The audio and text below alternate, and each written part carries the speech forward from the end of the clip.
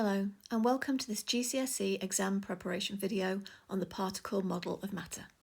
Particles in a gas continually move around with random motion. This is when they move in random directions with a range of speeds. Because speed is linked to the kinetic energy through the equation E equals half mv squared, the particles that have greater speeds have the greater kinetic energy. When you measure temperature of a gas, you're measuring something that relates to the average kinetic energy of the particles. So if the temperature of the gas is increased, then the average kinetic energy of the particles is increased. Therefore, the average speed of the particles is increased. All of this is important when talking about pressure, but first we need to have a bit of understanding about pressure. When a gas particle hits the wall of the container, it changes direction, and this is because the wall has exerted a force on the particle.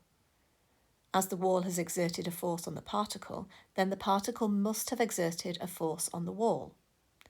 This force happens every time a particle hits the wall, and the overall force acts at right angles to the wall.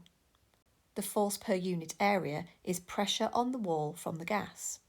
As the average kinetic energy, and therefore speed of the particles, is increased, so the pressure increases because there are more collisions per second, and the force between the particles and the wall also increases. So heating a gas increases the pressure caused by that gas. A fixed mass of gas at constant temperature will exert a pressure on the walls of the container. If the volume of the container is changed, keeping all of the other variables constant, then the pressure on the walls of the container will also change. Smaller volume, so more collisions, which equals greater pressure. Larger volume, so less collisions, which equals smaller pressure. Please notice we've got the same number of particles in each container, as that is one of our control variables. If there is a change in pressure or volume, then the new pressure or volume can be calculated using the following equation. You'll be given this equation on the datasheet. PV, pressure times the volume, equals a constant. The units for pressure are the Pascal. The units for volume are the metre cubed or the centimetre cubed. A fixed mass of gas at constant temperature has a volume of 5 cubic centimetres and a pressure of 160 pascals. The volume increases to 20 cubic centimetres. What is the new pressure? Well, first we get our equation, which is PV equals a constant, and we look at the situation in the first instance. So we have 160 pascals, our pressure, and we multiply that by 5 cubic centimetres, which was our volume. This gives us 800, which is our constant for this particular gas. As the mass and temperature are fixed, the constant is true for the new volume.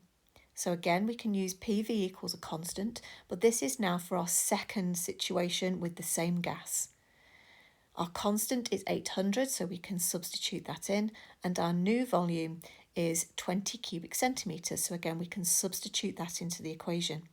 That gives us P times 20 equals 800.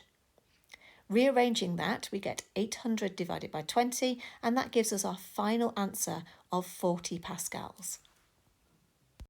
When a force acts on a gas, work is done to the gas. Doing work transfers energy to the gas, and this energy increases the internal energy of that gas, and so its temperature increases. And if you use a bicycle pump, if you put your hand on the pump on the cylinder, you will find that that temperature has increased. Work has to be done to push the plunger down. When work is done, energy is transferred. In this case, energy is transferred to the kinetic stores of the gas. As temperature is a measure of the average kinetic energy, then the temperature will go up. And that's all for this video. Thank you so much for listening.